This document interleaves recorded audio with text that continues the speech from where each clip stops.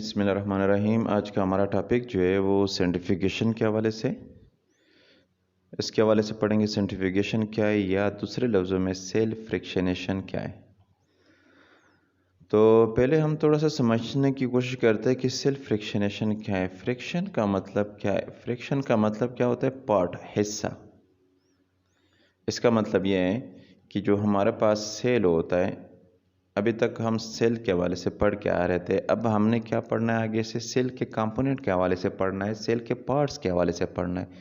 Cell के parts के हवाले से मुराद क्या है कि ये सेल है, इसके सेंटर में फॉर एग्जांपल क्या होता है? न्यूक्लियस होता है आपके पास हो, और उसके अलावा इसमें क्या होता है? एंडोप्लाज्मिक रेटिकुलम होते हैं, इसमें माइटोकॉन्ड्रिया होते हैं, इसमें राइबोसोम होते हैं।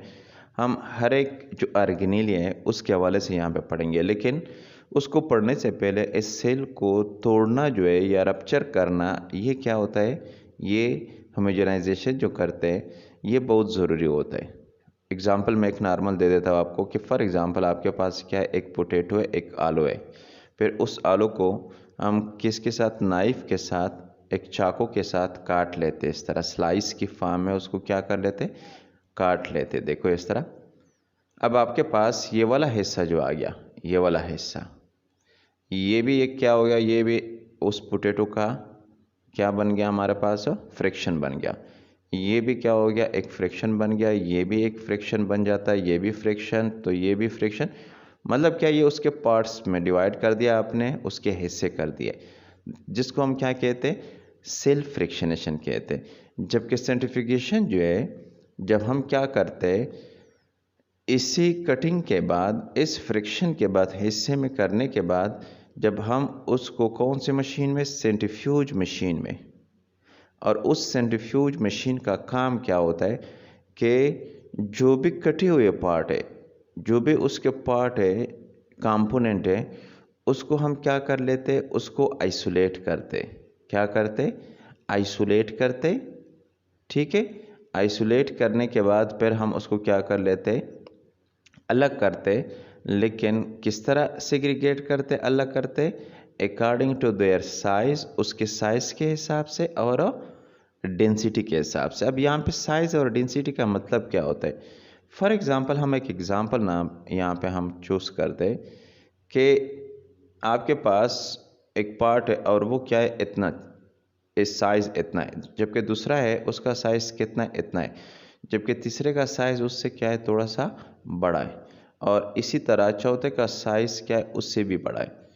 तो इस सेल के अंदर जो ऑर्गेनेल है वो मुख्तलिफ साइज़ के होते हैं, कोई छोटा होता है, कोई बड़ा होता है। ठीक है। एक तो ये बात हो गई। दूसरी बात जो है हमारे पास डेंसिटी आया, इसका साइज़ क्या है? ये तो है छोटा, हो सकता है कि हमारे पास ये क्या हो? ये भारी हो, उसकी डेंसिटी क्या हो? ज़्यादा हो। ठीक है। मैं एक एग्जांपल नॉर्मली दे देता हूँ आपको यहाँ पे डेंसिटी के हवाले से, थोड़ा सा मतलब सिंप्लीफाइड करते यहाँ पे कि फॉर एग्जांपल एक ये आपके पास कोई भी पार्ट है, लकड़ी का एक पार्ट है, लकड़ी का एक हिस्सा है, फॉर एग्जांपल आपके पास इसका साइज़ इतना है। ठीक है। जबकि उसके मुकाबले में सेम साइज़ का, साइज़ में देखो फ़र्क नहीं है, साइज़ सेम आ रहा है, सेम साइज़ का है, लेकिन ये वाला जो येलो कलर का आपको नज़र आ रहा है, ये किस चीज़ का है? ये लोहे का है। तो आप अंदाज़ा लगा सकते हो कि इन दोनों में, ये लकड़ी वाला जो है और ये जो है हमारे पास लोहे वाला, इनमें कौन सा भारी हो सकता है? लाजमी बात है लोहे वाला भारी होगा। तो यहाँ पे हम किस किस बेस पे? On the basis of their size, size की भी बात हो गई, और on the basis of their density हम क्या करते? उसको सेपरेट करते। तो टॉपिक की तरफ आते हैं। वो कहते हैं dividing the cell into its parts और friction is called self fractionation. आसान कर दिया कि जब हम डिवाइडिंग द सेल, जब सेल को हम क्या कर लेते? डिवाइड कर लेते। किस चीज़ में डिवाइड करते हैं? इनटू इट्स पार्ट्स, उनके हिस्सों में, या वर्ड के साथ क्या लिखा हुआ है? Into friction. जहाँ पे आर वर्ड आ जाता है तो दोनों का मीनिंग क्या आता है? सेम आता है। जब हम डिवाइडिंग सेल को डिवाइड कर लेते हैं, डिवाइड करने के बाद उसके हिस्से या पार्ट्स को पार्ट्स में, तो उसको हम क्या कहते हैं? सेल्फ फ्रिक्शनेशन का नाम देते हैं। और वो कह रहे हैं इज अचीव्ड, और इसको हम हासिल करते हैं। किस तरीके से हासिल करते हैं? By the process of centrifugation. एक होता है प्रोसेस, अमल, कौन से अमल के ज़रिए? ये जो फ्रिक्शनेशन प्रोसेस है और फिर उसको अलग करके डेंसिटी या साइज़ के बेस पे अलग करना, ये कौन से प्रोसेस के ज़रिए हम करते हैं? ये सेंट्रीफ्यूगेशन प्रोसेस। अमल कौन सा है? अमल जो है आपके पास सेंट्रीफ्यूगेशन है, जबकि जो मशीन हम इस्तेमाल करें उसमें उस मशीन का नाम क्या है? सेंट्रीफ्यूज मशीन है। तो ये दिमाग में रखो, प्रोसेस सेंट्रीफ्यूगेशन है, जबकि जो मशीन है, जो डिवाइस है जिसके ज़रिए हम कर रहे हैं उसका नाम क्या है हमारे पास? सेंट्रीफ्यूज है। नीचे जो फिगर में आपके पास ये वाला डिवाइस आपको नज़र आ रहा है, ये जूसर की तरह जो आपको नज़र आ रहा है, ये बेसिकली क्या है? ये सेंट्रीफ्यूज है। इसके हवाले से इस टॉपिक के एंडिंग पे हम डिटेल से पढ़ेंगे। Self fractionation is the modern technique. ये जो सेल्फ फ्रिक्शनेशन तरीका है, जो सेल को उसको हिस्से में, पार्ट्स में डिवाइड करने का तरीका है, ये हमारे पास कौन सी टेक्निक है? ये मॉडर्न टेक्निक है, ठीक है। Which can isolate various component of cell including organelle. इस टेक्निक में, इस मेथडोलॉजी में हम क्या करते हैं? आइसोलेट का मतलब क्या है? सेपरेट, अलग करना, जिसमें अलग करते हैं हम वेरियस कंपोनेंट, मुख्तलिफ हिस्से। किसके मुख्तलिफ हिस्से की बात हो रही है? सेल की बात हो रही है। सेल के मुख्तलिफ हिस्से इस सेल फ्रिक्शनेशन मॉडर्न टेक्निक में हम आइसोलेट करते, अलग करते, और उन कंपोनेंट में, उन हिस्सों में क्या शामिल है? इंक्लूडिंग का मतलब क्या हो गया? शामिल। उसमें शामिल क्या है? ऑर्गेनेली भी शामिल होते। मतलब क्या है कि सिर्फ ये नहीं है कि उसके कंपोनेंट, ऑर्गेनेली भी, सारा सब कुछ हम क्या कर लेते? अलग कर लेते। अब कह रहे हैं कि द फर्स्ट स्टेप, जो पहला सबसे फर्स्ट स्टेप है इस सेंट्रीफ्यूगेशन प्रोसेस में, सेल्फ फ्रिक्शनेशन में, वो हमारे पास क्या है? In fractionation is to grind up the tissue, ठीक है। उस टिश्यू को हमने क्या करना है? ग्राइंड अप करना है, ग्राइंडिंग करनी, जिस तरह जूसर के अंदर उसको तोड़ना है। उस टिश्यू को हम क्या कर लेते? उसकी ग्राइंडिंग करते, लेकिन कंडीशन क्या रखा हुआ है? ग्राइंडिंग करते इस तरह नहीं जिस तरह फ्रूट की हम कटिंग करते बाहर। किसके अंदर करते? इन अ लिक्विड मीडियम। तो उसके लिए, ग्राइंडिंग के लिए मीडियम की भी ज़रूरत होती है। अब मीडियम कौन सी चीज़ है? मीडियम हर वो चीज़ होती है जिस तरह हमारे पास क्या है, ये फॉर एग्जांपल आपके पास कोई भी पॉट है, कोई भी इस तरह घर में रखा हुआ है बर्तन है, उस बर्तन के अंदर हम क्या करते? इस तरह लिक्विड बना लेते कि उस लिक्विड के अंदर हमने चीनी डाल दी, मुख्तलिफ चीज़ें उसमें डाल दी, एक लिक्विड बना लिया। और हमारा मकसद यहाँ पे क्या है उस लिक्विड का, कि उसमें हमने कुछ ग्रो करना है या कुछ और करना है। तो ये आपके पास क्या हो गया? ये हमारे पास मीडियम हो गया। ये हमारे पास क्या हो गया? ये मीडियम हो गया। तो जो तोड़ फोड़ हमने करनी है, जो फ्रिक्शनेशन वाला प्रोसेस हमने करना है, वो किसके अंदर करना है? वो इस मीडियम के अंदर करना है, बाहर हमने नहीं करना। और मीडियम किस तरह होना चाहिए? Of proper osmotic concentration. क्या होना चाहिए? प्रॉपर ऑस्मोटिक कंसंट्रेशन उसकी होनी चाहिए, टू फॉर्म होमोजेनेट। किस काम के लिए? के होमोजेनेट बनाने के लिए। Which is then put into centrifuge and spun. फिर उसके बाद हम उसको कहाँ पे डालते? सेंट्रीफ्यूज में डालते, उस मशीन में डालते, डिवाइस में डालते, और उस मशीन को फिर हम क्या करते? घुमाना स्टार्ट कर लेते। जिस तरह जूसर के अंदर जब हमने जूस बनाना होता है तो उसमें सारी चीज़ें, मटेरियल उसी के अंदर डाल के फिर जूसर को क्या कर लेते? ऑन कर लेते इस तरह, और वो घूमना स्टार्ट कर लेता है। अब यहाँ पे जो है एक बात हो रही है कि प्रॉपर ऑस्मोटिक कंसंट्रेशन होना चाहिए। प्रॉपर ऑस्मोटिक कंसंट्रेशन से मुराद यहाँ पे हमारे पास क्या है? थोड़ा सा पहले ऑस्मोसिस को समझने की कोशिश करते हैं। हमने इससे प्रीवियस चैप्टर में या प्रीवियस वाले टॉपिक में ये चीज़ समझाने की कोशिश की हुई थी, डिफ्यूजन। कौन सा फिनोमेना? Diffusion phenomena. कि जब हमारे पास हाई कंसंट्रेशन, ज़्यादा मकदार वाली जगह में जो मालिक्यूल होते हैं, ये फॉर एग्जांपल ये हाई कंसंट्रेशन मालिक्यूल है एक जगह पे, जब वो क्या करते हैं? वो मूव करते, वो चले जाते, मूवमेंट कर लेते। कहाँ से? हाई कंसंट्रेशन से किसकी तरफ? ये देखो यहाँ पे एक भी मालिक्यूल नहीं है या दो मालिक्यूल सिर्फ है, लो कंसंट्रेशन की तरफ। तो फिर उसको हम क्या कहते हैं? इसको डिफ्यूजन कहते हैं। ये पैसिव प्रोसेस है, इसमें एनर्जी की ज़रूरत नहीं होती, यह खुद ब खुद होता है। लेकिन इसमें मैं एक चीज़ सिर्फ ऐड कर लेता हूँ, ज़्यादातर स्टूडेंट इसमें कंफ्यूज होते हैं। इन केस अगर ये मॉलिक्यूल पास हो रहा है और उसके सेंटर में मैं एक कपड़ा लगा लेता हूँ, एक जाली लगा लेता हूँ फॉर एग्जांपल, और वो मॉलिक्यूल किस में से पास हो रहे, जाली में से पास हो रहे। मिसाल मैं दे रहा हूँ, एक दूसरा एग्जांपल आपके पास है कि हवा आ रही है, आपने दरवाज़ा क्या किया हुआ है, ओपन किया हुआ है, हवा बाहर से आ रही है और आपके ऊपर लग रही है, तो ये क्या है, ये डिफ्यूजन है, high concentration to low concentration. लेकिन अगर आप दरवाजे में आपने क्या लगा लिया, जाली लगा ली, या खिड़की में से हो रहा है, खिड़की में ऑलरेडी पहले से क्या है, जाली लगी हुई है, तो फिर वो हवा पहले दरवाजे में से ओपन एरिया में से पास हो रही थी तो वो डिफ्यूजन था। लेकिन जो हवा आपके खिड़की में से आ रही है, जाली में से पास हो रही है, तो वो क्या हो गया, ऑस्मोसिस हो गया। ये मेन फ़र्क है इसमें, दोनों एक चीज़ है, सिर्फ बात किस चीज़ की आती है, वो जाली की आती है। तो यहाँ पे जाली में हमारे पास क्या है, मेम्ब्रेन होता है। जब यही मॉलिक्यूल किस में से गुजरते, मेम्ब्रेन में से गुजरते, from high concentration to low concentration, तो फिर हमारे पास क्या होता है, वो ऑस्मोसिस होता है। तो यहाँ पे कह रहे कि जो लिक्विड आप इस्तेमाल कर रहे हो, उस लिक्विड का प्रॉपर ऑस्मोटिक कंसंट्रेशन होनी चाहिए, ठीक है। प्रॉपर ऑस्मोटिक कंसंट्रेशन से यहाँ पे मतलब क्या है कि जो लिक्विड आप इस्तेमाल कर रहे हो, जिसमें इस सेल के पार्ट्स आप रख रहे हो, क्या करो, उस सेल के पार्ट्स इसके अंदर आप रख रहे हो, इस मीडियम के अंदर।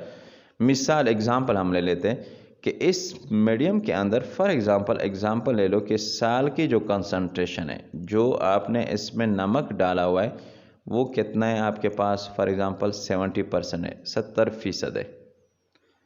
और जो सेल के पार्ट्स आप उसमें डाल रहे हो, उन सेल के पार्ट्स में फॉर एग्जांपल एक पार्ट हम ले लेते हैं कि कोई भी एक पार्ट है, उसमें जो साल की कंसंट्रेशन है वो कितनी है आपके पास, 40 है। अब आप हिसाब लगा लो, जो अभी फिनोमेना हमने एक्सप्लेन किया, from high concentration to low concentration, अगर आप इसी पार्ट को इसी लिक्विड के अंदर लेके आएंगे तो मुझे ये बता दें कि अब जो लिक्विड के अंदर साल्ट है, क्या वो इसी के अंदर नहीं जाएगा, क्या जाएगा, क्यों, यहाँ पे साल्ट की कंसंट्रेशन क्या है, 70% है, साल्ट ज़्यादा है, मिकदार कंसंट्रेशन ज़्यादा है, जबकि इसके अंदर जो कंसंट्रेशन है, यहाँ पे जो इसके अंदर है वो क्या है, 40% है, तो यहाँ पे कम है। तो साल्ट हाई कंसंट्रेशन से किसके अंदर जाएगा, लो कंसंट्रेशन की तरफ जाएगा, इस सेल के अंदर या इस सेल के कंपोनेंट के अंदर क्या हो जाएगा, इंटर करेगा। इसी तरह बाकी एग्जांपल आपके पास शुगर हो गई, जो भी मटेरियल आप इस्तेमाल करो तो उसका कंसंट्रेशन क्या होना चाहिए, प्रॉपर होना चाहिए, ज़्यादा या कम नहीं होना चाहिए। अगर कम भी आप कर लिया तो नुकसान क्या होगा, फॉर एग्जांपल इस मीडियम के अंदर आपके पास साल का कंसंट्रेशन आपने क्या कर दिया, 20 कर दिया, 20 कर दिया, अब इसके अंदर तो 40 है, तो फिर क्या हो सकता है, वो साल्ट इस कंपोनेंट से, इस पार्ट से बाहर लिक्विड मीडियम में आ सकता है। तो इसलिए जो वर्ड इस्तेमाल हुआ है, प्रॉपर ऑस्मोटिक कंसंट्रेशन होना चाहिए, कम या ज़्यादा नहीं होना चाहिए, बैलेंस होना चाहिए। किस काम के लिए, टू फॉर्म अ होमोजेनेट। होमोजेनेट जब बनता है वो क्या बनता है, वो जब आप इसको कंपोनेंट को इसमें शामिल कर लेते हो तो ये सारा मिक्सअप हो जाता है। ये एग्जैक्टली एग्जांपल आपके पास प्रैक्टिकल एग्जांपल किस चीज़ का है, जूस का है। सारे पार्ट अलग अलग होते हैं आपके पास, चीनी अलग होती है, मिल्क अलग होता है इसी तरह, और फ्रूट अलग होते हैं, लेकिन जब आप उसकी ग्राइंडिंग कर लेते हो उस जूसर के अंदर, तो फिर आपके पास कौन सा फॉर्म आ जाता है, होमोजेनेट। होमो का मतलब क्या होता है, सेम। होमो का मतलब क्या होता है, सेम। सेम एक ही फॉर्म आता है, तब आप उसमें फ़र्क ये नहीं कर सकते कि ये मैंगो है, ये क्या है, ये मिल्क है, ये शुगर है, सारा एक जैसा हो जाता है। तो हमारे पास क्या बन जाता है, होमोजेनेट बन जाता है, विच इज़ देन पुट। जब हमारे पास एक दफ़ा होमोजेनेट आ गया कंपोनेंट और लिक्विड के मिलने की वजह से, फिर हम उसको किस में डालते हैं, विद इन पुट डाल लेते, किस में डाल लेते, सेंट्रीफ्यूज। इस सेंट्रीफ्यूज मशीन में डाल लेते। लेकिन सेंट्रीफ्यूज मशीन, ये वाला डिवाइस जो ये पार्ट है, ये किसी काम का नहीं है। किसी काम से मुराद क्या है कि ये सिर्फ इसको रन करने के लिए ये मेन पार्ट हमारे पास ये, इसमें हम क्या करते हैं, इसमें ये छोटे छोटे हिस्से आपको नज़र आ रहे, वो छोटे हिस्से क्या है, यहाँ पे होल होते, सुराख होते, और ये जो टेस्ट ट्यूब है वो हम इस सुराख के अंदर, क्या एक टेस्ट ट्यूब नहीं होता, 5 6 7 8 10 भी आप रख सकते हो, तो वो टेस्ट ट्यूब हम क्या कर लेते, इसमें हम हर एक होल के अंदर लगा लेते। जब हम हर एक होल के अंदर उसको लगा लेंगे तो उसको लगाने के बाद फिर इस पार्ट को हम कहाँ पे पुट कर लेते, यहाँ पे लगा लेते। फिर यहाँ पे बटन जो आपको नज़र आ रहा है, इस बटन की मदद से हम क्या कर लेते, इसका स्पीड कम और ज़्यादा करते। तो यहाँ पे वो कह रहे हैं कि फिर उसके बाद हम उसको कहाँ पे डालते, सेंट्रीफ्यूज में डालते एंड स्पन, और उसको फिर क्या करते, घुमाना स्टार्ट कर लेते, उसका बटन ऑन कर लेते। इनिशियली स्टार्ट पे जो होता है, it is spun at a relatively low rate. ठीक है, हम 3 किस्म के इसको क्या देंगे, रनिंग देंगे। फर्स्ट लो रेट पे, मतलब क्या है, आपने किस पे लगा लिया, 1 पे। फर्स्ट आपने किस पे चला लिया, 1 पे। और ये 1 पे हम क्यों चला रहे, आराम आराम से क्यों घुमा रहे, इसलिए आराम से उसको घुमाना चाहते, to separate out the larger, ताकि जो बड़े मालिक्यूल है, बड़े और जो बारीक पार्ट है किसके, होमोजेनेट के, जो मिक्सचर आपके पास मिक्सअप आया हुआ है लिक्विड और कंपोनेंट के मिलने से, उसमें से जो बड़े मालिक्यूल आपके पास है वो क्या हो जाए, वो अलग हो जाए। फॉर एग्जांपल, उनमें से such is the remaining whole cell, जो सेल आपने तोड़ा हुआ है उसकी ग्राइंडिंग की हुई है, उस सेल का कुछ हिस्सा स्टील अभी तक क्या होगा, रह गया होगा, उसका होल सेल का, उस सेल से रिमेनिंग कोई पार्ट है, उसका सेल वाल है या उसका सेल मेम्ब्रेन है, और साथ साथ न्यूक्लियाई जो है वो क्या हो जाएंगे, वो सेपरेट हो जाएंगे, अलग हो जाएंगे। क्या हो जाएंगे, सेपरेट और अलग हो जाएंगे। किसकी वजह से, जब आप उसको स्लो स्पन कर लेते, स्लो घुमा लेते हो। When these friction have been removed, जब ये अलग हो जाते, अलग नीचे हम इसी स्ट्रक्चर को साथ साथ कर लेते इस तरह, जब ये घुमा लेते हो तो ये नॉर्मली आपको जो नीचे वाला एरिया आपको नज़र आ रहा है, ये टेस्ट ट्यूब के बिल्कुल लास्ट में, ये यहाँ पे आते नॉर्मली एंडिंग पे, नीचे आते, कहाँ पे आते, नीचे की तरफ आते, जबकि बाकी जो हिस्सा होमोजेनेट का होता है जिसको सुपरनेटेंट कहते हैं, ये ऊपर रह जाता है। ठीक है, तो ये जब नीचे आ जाता है तो ऊपर वाला हिस्सा हम क्या कर लेते हैं, नेक्स्ट वाले टेस्ट ट्यूब में ट्रांसफ़र कर लेते हैं, और जबकि नीचे वाला जो मटेरियल होता है, जो हमारा रिक्वायर्ड मटेरियल, उसको हम क्या कर लेते हैं, रिमूव कर लेते, अलग कर लेते। इसलिए कहते हैं when this friction have been removed, जब इस फ्रिक्शन को रिमूव किया जाता है, अलग किया जाता है, the remaining material is spun again, तो अगेन स्पन, तो जो रिमेनिंग है, रिमेनिंग का मतलब यहाँ पे क्या है, जो रह जाने वाला, जो ऊपर की बात हो रही है इसकी, जो सुपरनेटेंट है, इसको दोबारा हम नेक्स्ट वाले टेस्ट ट्यूब में फिर डाल के उसको फिर क्या कर लेते, इसी के अंदर लगा के फिर दोबारा इसको स्पन करते, दोबारा उसको घुमा लेते। ठीक है, लेकिन किस तरह स्पन करते, this time at a higher speed, इस दफ़ा हमने क्या किया, स्पीड उसका 2 पे कर दिया, तेज़ कर दिया।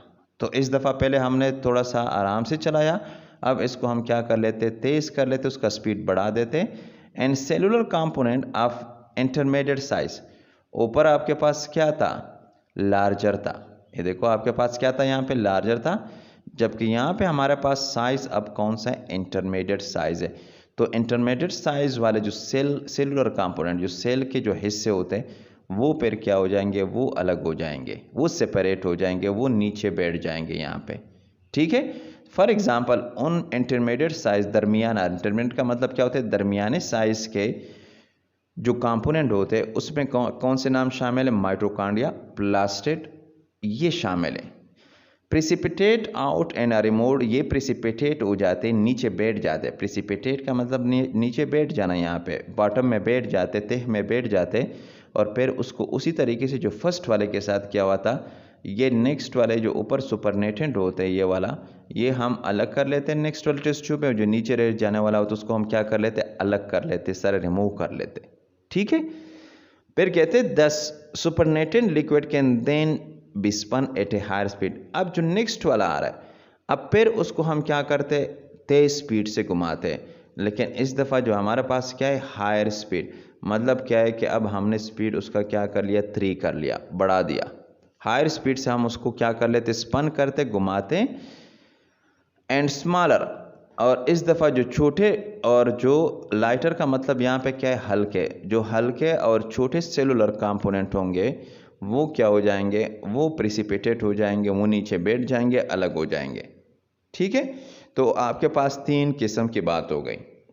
एक आपके पास क्या था, लार्जर वाला था, दूसरा आपके पास क्या था, इंटरमीडिएट साइज का था, और तीसरा हमारे पास कौन सा आ रहा है, वो स्मॉलर साइज आपके पास, छोटा जो है उस छोटे साइज की बात हो रही है कि छोटे साइज की। तो तीन किस्म के हमने उसको क्या कर लिया, स्पीड बढ़ाता रहो इस तरह, फिर 4 पे कर दो इस तरह, आगे और स्पीड उसका बढ़ा दो। ठीक है, फिर कह रहे 22, तो इसी तरीके से हमारे पास फिर क्या हो जाएगा, जितना स्पीड आप बढ़ाते हो, जो जितना छोटा भी पार्ट है वो साथ साथ क्या हो रहा है, वो अलग हो रहा है हमारे पास। फिर नेक्स्ट कह रहे by centrifuging the homogenate at increasing speed in this manner. इसी तरह आप क्या करते जाओ, सेंट्रीफ्यूज कर उसको अलग करते जाओ, किसके ज़रिए, इंक्रीजिंग स्पीड, स्पीड बढ़ाते जाओ, 4 से फिर 5, 5 से फिर क्या है 6। ठीक है, इन दिस मैनर, इस तरीके से। A series of friction segregate, एक ही बात है। फिर आपके पास क्या आ जाएगा, एक सीरीज आ जाएगा, किस चीज़ का, उस पार्ट्स का फ्रिक्शनेशन का आ जाएगा, एक सीरीज फॉर्म में आ जाएगा, according to their particular size and density. Size और डेंसिटी के हिसाब से एक सीरीज पूरा आ जाएगा, और वो क्या आ जाएगा आपके पास, अलग हो जाएगा। एक साइज़ आपके पास, फॉर एग्जांपल एक सीरीज़ जो है वो किसके हिसाब से आएगा आपके पास, जब आप स्पीड बढ़ाते रहते हो तो हमारे पास साइज़ के हिसाब से।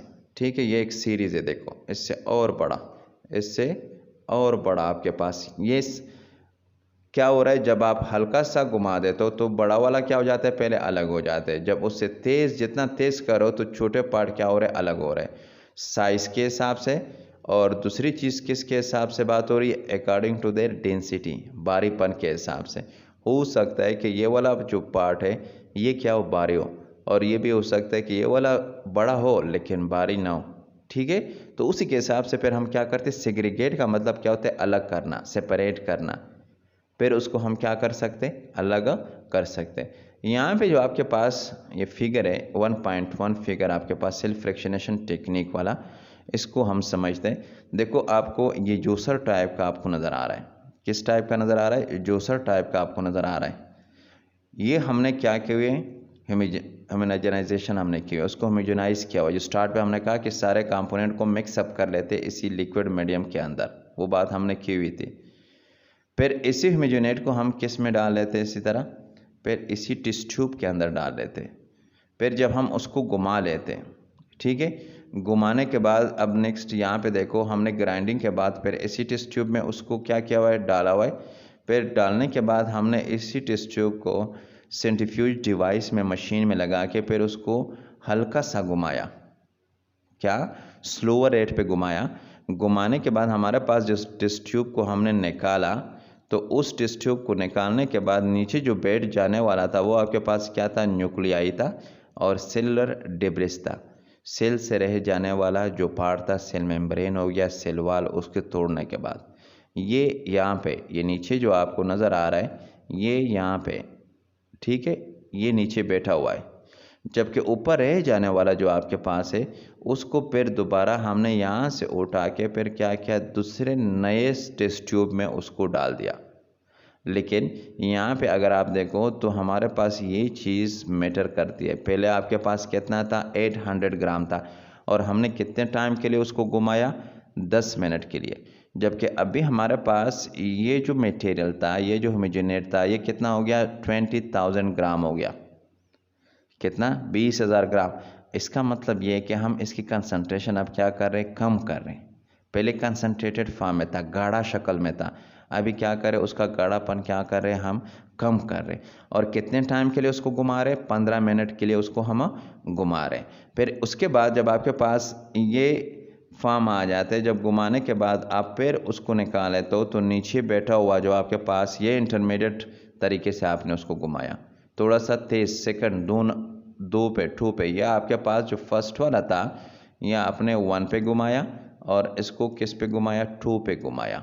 ठीक है, इसके बाद जो नीचे आपके पास मटेरियल आ गए, उस मटेरियल में से आपके पास कौन सी चीज़ है, उसमें आपके पास माइटोकॉन्ड्रिया है, ठीक है, क्लोरोप्लास्ट आपके पास आ गया, ये चीज़ें बैठ गई। अब ऊपर वाला जो हिस्सा है आपके पास ये वाला, फिर उसको हमने उठा के नेक्स्ट किस में या नेक्स्ट टेस्ट ट्यूब में उसको डाल दिया। लेकिन अभी हमने क्या किया, 1 लाख ग्राम उसकी कंसंट्रेशन मतलब और फर्दर भी कम की, और कितने टाइम के लिए उसको घुमाया, 60 मिनट के लिए उस मशीन को, डिवाइस को चलने दिया। ठीक है, फिर उसके बाद हमारे पास क्या आता है, माइक्रोसोम्स आते हैं, मुख्तलिफ प्लाज्मा फॉर एग्जांपल मेम्ब्रेनो, ये सारी चीज़ें मेन एंडिंग की तरफ, मेन पॉइंट की तरफ आते। जबकि लास्ट पे आपके पास जो है वो लास्ट पे आपके पास जब उसको घुमा दे तो कितना 150,000 के हिसाब से 3 घंटे के लिए उसको घुमा देते हो, तो रिजल्टेंट आपके पास उस टेस्ट ट्यूब के अंदर क्या आता है, राइबोसोम्स आ जाते हैं। देखो स्टार्ट पे आपके पास कौन सी चीज़ आई हुई थी, स्टार्ट पे आपके पास जो थी न्यूक्लियाई आया हुआ था, न्यूक्लिक एसिड आपके पास आया हुआ था। इससे आप अंदाज़ा लगा सकते हो कि इस सेल के कंपोनेंट में जो हेवी मटेरियल है, जो हेवी है वो कौन सी चीज़ हेवी है, वो न्यूक्लियस है। जबकि जो लाइटर है, जो हल्की मटेरियल आपके पास है, वो जो ऑर्गेनेल है, वो कौन सी आपके पास, राइबोसोम्स है। तो इसी तरीके से हम क्या कर लेते, पूरा सेल फ्रैक्शनेशन प्रोसेस कर लेते और सेल के कंपोनेंट को हम क्या कर लेते, अलग कर लेते। अब जब सेल के कंपोनेंट अलग हो जाएंगे, हर एक जो कंपोनेंट होता है, न्यूक्लिक एसिड अलग हो गया, माइटोकॉन्ड्रिया अलग, अब हमारे लिए इसको एग्जामिन करना, उसकी स्टडी करना माइक्रोस्कोप के नीचे क्या हो गया, आसान हो जाता है। फिर इसमें थोड़ा सा वो मसला बहुत कम पड़ जाता है, रिजोल्यूशन वाला इशू या एक ऑर्गेनेल का दूसरे ऑर्गेनेल के साथ मिक्सअप होना, नज़दीक साथ होना, क्लियर कट न नज़र आना, तो ये क्या हो जाता है, फिर यहाँ पे क्लियर हो जाता है किस चीज़ के ज़रिए, इस सेंट्रीफ्यूगेशन प्रोसेस के बाद। ठीक है, तो आई थिंक इंशाल्लाह टॉपिक के प्रॉपर आपको समझ आई होगी। तो कोशिश करो कि सारा टॉपिक जो है वर्ड बाय वर्ड समझने की कोशिश करो, क्योंकि आपका ज़्यादातर जो मेडिकल का टेस्ट होता है, जो आपके हायर टेस्ट होते हैं, वो ज़्यादातर इसी के ऊपर डिपेंड करता है। मैं इसमें एक हिंट्स देना चाहता हूँ कि आपके मेडिकल टेस्ट में जब फॉर एग्जांपल टेस्ट बनेगा, वो टेस्ट में जो MCQs आता है वो साथ साथ इंशाल्लाह डिस्कस करते रहेंगे उसके हवाले से आगे। तो उसमें जो MCQs आएगा वो कोई बाहर से MCQs नहीं आता, आउट ऑफ कोर्स MCQs नहीं आता। बेसिकली वो लोग क्या कर लेते, वो इसी MCQs को थोड़ा सा डाइवर्ट कर लेते, उसको मॉडरेट कर लेते, थोड़ा सा चेंज कर लेते। जिस तरह हमने एक एक पॉइंट को आपको समझ आ गई कि फॉर एग्जांपल वो ये भी MCQs दे सकते हैं कि with the help of centrifuge machine के ज़रिए at a higher speed we can isolate. अब आइसोलेट में उसने नीचे क्या दे दिया, न्यूक्लिक एसिड दे दिया, साथ साथ माइटोकॉन्ड्रिया दे दिया, ठीक है, और राइबोसोम दे दिए। तो आपके दिमाग में ये होना चाहिए कि राइबोसोम हल्की है, तो ये हायर स्पीड पे ये अलग होता है, न कि न्यूक्लिक एसिड और माइटोकॉन्ड्रिया का स्पीड ऑलरेडी आपने पढ़ लिया कि वो हमारे पास क्या इंटरमीडिएट है। तो इसलिए यहाँ पे बुक क्रैकिंग का हमारा मतलब यही है कि आपको वर्ड बाय वर्ड हर एक चीज़ की समझ आ जाए और फ्यूचर में आप क्या हो, उस टेस्ट के लिए पहले से तैयार हो। ठीक है, तो एक दफ़ा आप जब बुक पढ़ लेंगे तो इंशाल्लाह उसके बाद कोई मसला आपको नहीं होगा, ना आपको लेक्चर लेने की ज़रूरत है, ना आपको एकेडमी जाने की ज़रूरत है, सारा सब कुछ फिर आपके पास क्या हो जाता है, ओके हो जाता है। ठीक है, उम्मीद है कि आपको टॉपिक की समझ आई होगी इंशाल्लाह। और अगर कोई भी क्वेश्चन हो या कोई भी सजेशन हो तो जो कमेंट सेक्शन है, तो आप कमेंट सेक्शन में जाके आप कमेंट्स कर सकते हो वहाँ पे, और अपनी राय से हमें आगाह कर सकते हो। ओके, ठीक है, टेक केयर, अपना ख्याल रखें, अल्लाह हाफ़िज़।